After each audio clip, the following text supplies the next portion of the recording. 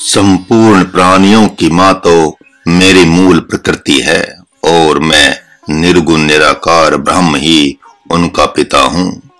भगवान ने ऐसा कहकर साधकों को संकेत किया है कि मानो कोई माने या न माने, लेकिन आप तो इस बात को मान लें और ब्रह्म से ही नाता जोड़ लें। भौतिक माता पिता के द्वारा तो आप ब्रह्म से गोद लिए गए हैं। अब जब भगवान ने बता ही दिया कि आपके पिता वे अर्थात भगवान ही हैं और आपकी माँ उनकी मूल प्रकृति है, तो उनकी शरण में आने में देर क्यों? भगवान की बात पर ध्यान देना होगा, क्योंकि गोद दिए हुए बच्चे के प्रति माता पिता के मन में उस बच्चे के प्रति उतना ही मोह होता है जितना कि अपने अन्य बच्चों के प्रति। इतना ही नहीं, उधर गोद लिए हुए माता पिता के मन में किसी कोने में तो यह भाव रहता ही है कि यह मेरा बालक नहीं बल्कि गोद लिया हुआ बालक है, क्योंकि गोद लिए हुए बालक से थोड़ी भी असावधानी होने पर, भूल या गलती होने पर वे माता पिता यह कहते हुए नहीं चूकते हैं कि है तो यह किसी और ही माता पिता का, लगता है वे कुलीन नहीं है। इतना ही नहीं, जब बच्चा भी जान लेता है कि माता पिता ने मुझे इनको गोद दे रखा है, तो उसी समय जन्म देने वाले माता पिता के ही प्रति अंतर्मन से समर्पित हो जाता है।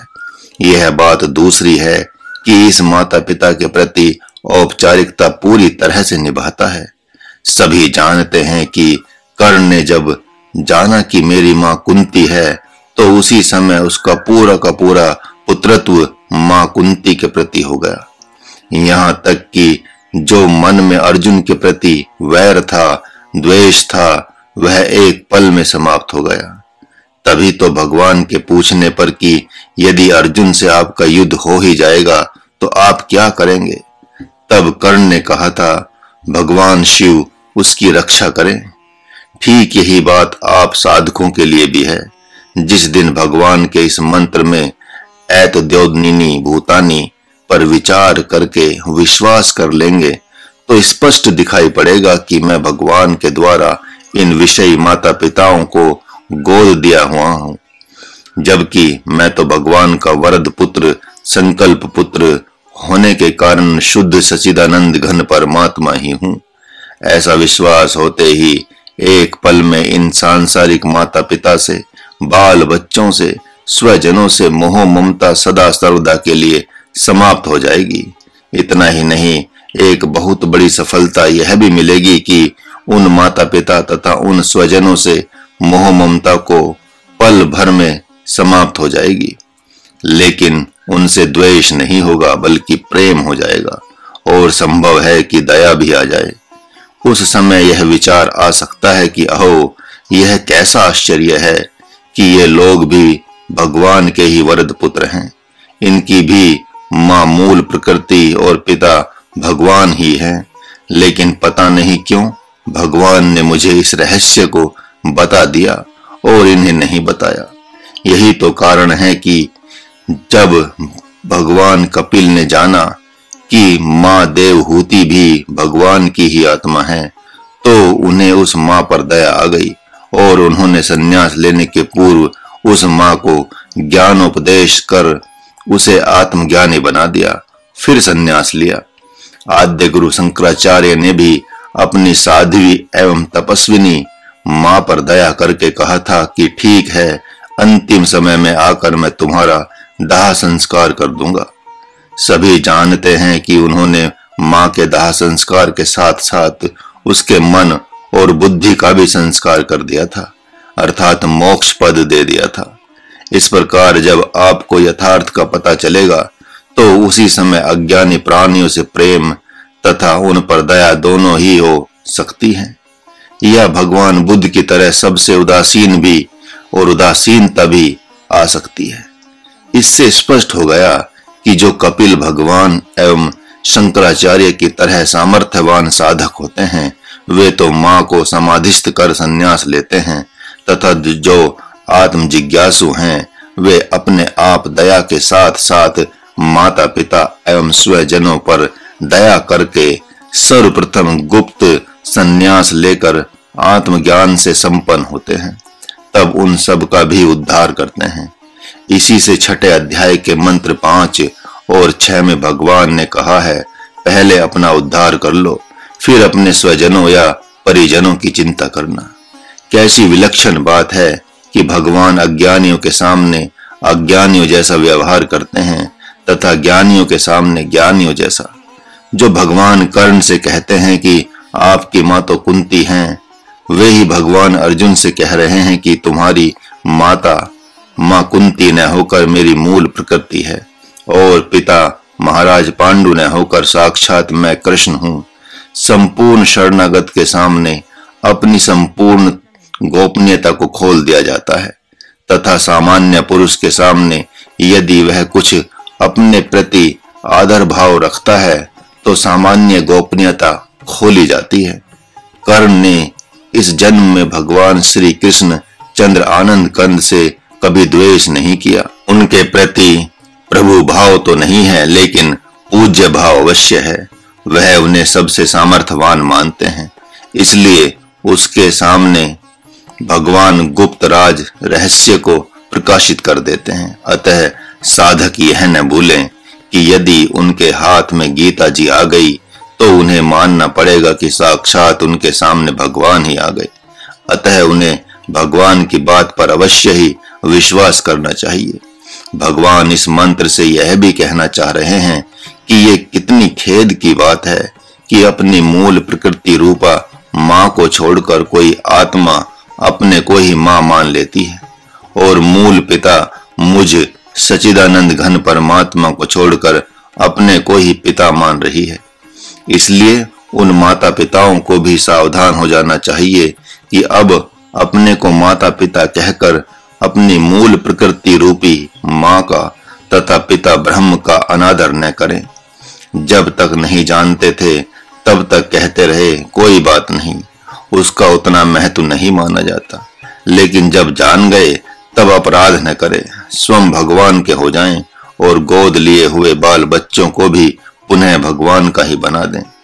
आप सबने देखा ही होगा कि ऐसा करने वाली माँ मदालसा, माँ सुमित्रा आदि का तो स्वयं भगवान ने ही अपने श्री मुख से स्तवन किया है। यदि कोई माँ कहती है या पिता कहता है कि इतना जान लेने पर भी ममता मोह नहीं छूट रहा है, तो ऐसा नहीं है, क्योंकि न आप भगवान अर्थात गीता जी की बात मान रहे हैं न जान रहे हैं। यदि विश्वास होता तो मोह उसी समय चला जाता। यदि इतना ही कहने से विश्वास नहीं हो रहा है तो कोई बात नहीं, क्योंकि भगवान अब और भी विस्तार से इसी बात को समझा रहे हैं।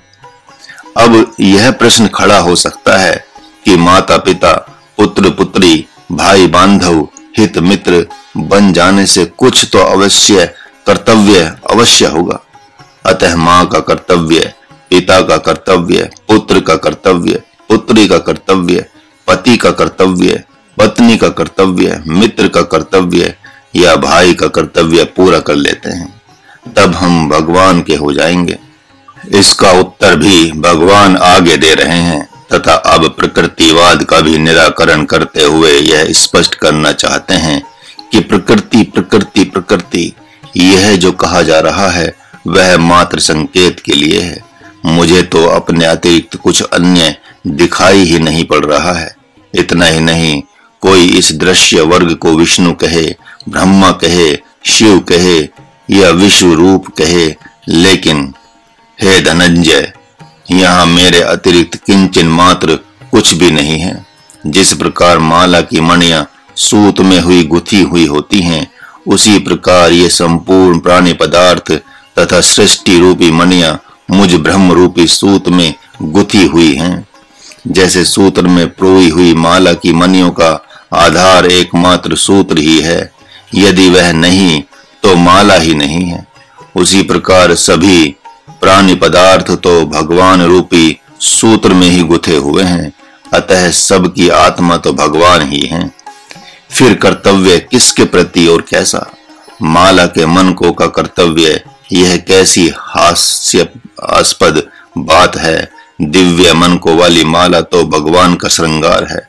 उन मनकों को तो भगवान ने कर्तव्य अकर्तव्य से मुक्त रखा है। फिर कहां से कर्तव्य अकर्तव्य की बात आ सकती है। जिन पुराणों, शास्त्रों एवं वेदों से कर्तव्य अकर्तव्य की ध्वनि प्रकट हो रही है, वे भी तो भगवान के गले की एक माला ही है, जो प्रभु की स्मृति रूपी सूत्र में ही गुथे हुए हैं। तथा वे कहते क्या हैं? उन्होंने तो वही बात कही है जो भगवान ने कही है। जो सामान्य कर्तव्य अकर्तव्य की बातें उनके द्वारा देखने को मिलती हैं, वह तो परम कर्तव्य को बताने की ही एक दिव्य कला है। उन्होंने भी दिव्य कथाओं एवं मंत्रों से मोह ममता रूपी शत्रु को घेर कर मार डालने का उपाय बताया है। तथा भगवान भी यहाँ एक दिव्य मोर्चा बनाकर ही बता रहे हैं कि मुझ नित्यानंद परमानंद परमात्मा के अतिरिक्त कुछ है ही नहीं। यहाँ पर प्रभु ने अपने निर्गुण निराकार रूप की विधिवत स्थापना कर दी है। तो आए भगवान के उस दिव्य मोर्चे को देखते हैं, जिस मोर्चे के कारण अज्ञान रूपी शत्रु प्रवेश ही नहीं कर सकता, और यदि प्रवेश कर भी गया तो सुगमता पूर्वक उसका वध कैसे हो जाएगा। हे पार्थ, मैं जल में रस हूँ, चंद्रमा और सूर्य में प्रकाश हूँ, संपूर्ण वेदों में ओंकार तथा आकाश में शब्द और पुरुषों में पुरुषत्व हूँ। मैं पृथ्वी में पवित्र गंध, अग्नि में तेज, भूतों में उनका जीवन तथा तपस्वियों में तप हूँ। यही नहीं, तुम संपूर्ण भूतों का सनातन बीज कारण मुझ में ही जानो। मैं बुद्धिमानों की बुद्धि और तेजस्वियों का तेज हूँ। हे भरत श्रेष्ठ, मैं बलवानों की आसक्ति और कामनाओं से रहित बल अर्थात सामर्थ्य हूँ, तथा सब भूतों में धर्म के अनुकूल अर्थात शास्त्र के अनुकूल काम हूँ। निर्गुण निराकार रूप में भगवान ने स्वयं दिव्य माला की मणियों का सूत अर्थात धागा बनकर जिन जिन दिव्य मालाओं को पहन रखा है, जिससे वह अति शोभा पा रहा है, उन मालाओं के साथ अब हम सब भगवान का दर्शन करें। जिस अपने स्मृति रूप सूत अर्थात धागे में निर्गुण निराकार ब्रह्म ने सूर्य, चंद्रमा, आकाश, वायु, अग्नि, जल, पृथ्वी रूपी दिव्य मनकों में गूंथ लिया है, ऐसी इस दिव्य माला को ही मानो उसने पहन रखा है। उसी प्रकार रसोहमप्सु कौन्तेय, ब्रह्म ने रस रूपी धागे में समुद्र, महानद, नद, नदी, सरोवर, तालाब, तलैया तथा झरने इन दिव्य मनकों को पिरोकर दिव्य माला को पहन लिया है। प्रभास्मी शशि सूर्य हो, ब्रह्म ने प्रकाश रूपी धागे में सूर्य, चंद्रमा, नक्षत्र तथा तारों रूप में दिव्य मनकों को पिरोकर दिव्य माला को पहन रखा है। प्रणवः सर्ववेदेषु, इसी प्रकार उसने ओम रूपी धागे में संपूर्ण वेद, शास्त्र, पुराण, स्मृतियों रूपी दिव्य मनकों को पिरोकर दिव्य माला को पहन रखा है। शब्द है खे, जितने भी प्राणी पदार्थ हैं, जिनके भीतर उनका अपना चिदाकाश है, उन संपूर्ण आकाश रूपी दिव्य मणियों को शब्द रूप धागे में पिरोकर दिव्य माला को उस ब्रह्म ने पहन रखा है। पौरुषम निर्षु, संसार में जितने भी शक्तिशाली पुरुष हैं, वे ही दिव्य सामर्थ्य रूपी धागे की दिव्य मणियां हैं, जिन्हें पिरोकर दिव्य माला को ब्रह्म ने पहन रखा है। पुण्यो गंध पृथ्वीयाम च, उस निर्विकार ब्रह्म ने दिव्य गंध रूपी धागे में पृथ्वी, पर्वत, पहाड़, पहाड़ी तथा वन रूपी दिव्य मनकों को पिरोकर दिव्य माला को पहन रखा है। तेजस्वस्मि विभावसो, उस सच्चिदानंद घन परमात्मा ने 8 प्रकार की अग्नि रूपी दिव्य मणियों को पिरोकर दिव्य माला को पहन रखा है। जीवनम सर्वभूतेषु, स्पर्श रूपी दिव्य धागे में प्राण, अपान, समान, उदान, व्यान, नाग, देवदत्त, धनंजय, कूर्म तथा कृकल इन दिव्य मणियों को पिरोकर दिव्य माला को उस नित्यानंद ने पहन रखा है।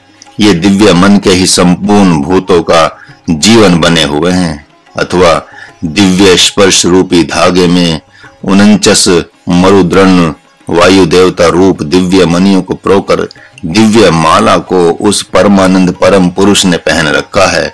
ये 49 मरुद्रवन रूपी मणियां ही संपूर्ण प्राणियों का जीवन बनी हुई हैं, अथवा दिव्य स्पर्श रूपी धागे में संपूर्ण प्राणियों के प्रारब्ध रूपी दिव्य मन को परोकर दिव्य माला को उस सम शांत ब्रह्म ने पहन रखा है। तप भी ब्रह्म ही है, अतः तप रूपी दिव्य धागे में नाना प्रकार के तपस्वियों रूपी दिव्य मन को से बनी हुई दिव्य माला को उस सनातन पुरुष ने पहन रखा है। संपूर्ण प्राणियों के बीज कारण आत्मा रूपी दिव्य सूत में संपूर्ण भूत समुदाय रूपी दिव्य मन को पिरोकर इस दिव्य माला को ब्रह्म ने पहन रखा है। आध्यात्मिक बुद्धि रूपी दिव्य सूत में संपूर्ण बुद्धिमान रूपी मणियों को पिरोकर उस दिव्यात्मा पुरुष ने दिव्य माला को पहन रखा है। आध्यात्मिक तेज रूपी दिव्य सूत में संपूर्ण तेजस्वी रूपी दिव्य मणियों को पिरोकर पर ब्रह्म परमात्मा ने दिव्य माला को पहन रखा है। कामना और मोह से रहित दिव्य सामर्थ्य रूपी धागे में संपूर्ण सामर्थ्यवान पुरुष रूपी दिव्य मणियों को पिरोकर दिव्य माला को उस परमानंद परम पुरुष ने पहन रखा है। इसी प्रकार धर्म के अनुकूल काम रूपी धागे में संपूर्ण गृहस्थाश्रमी धर्मात्मा रूपी दिव्य मणियों को पिरोकर उस निर्विकार आत्मा ने दिव्य माला को पहन रखा है। इस प्रकार यह स्पष्ट हो गया कि इन दिव्य मालाओं को अपने चिदाकाश रूपी दिव्य गले में पहनकर वह निर्गुण निराकार ब्रह्म अति शोभायमान हो रहा है।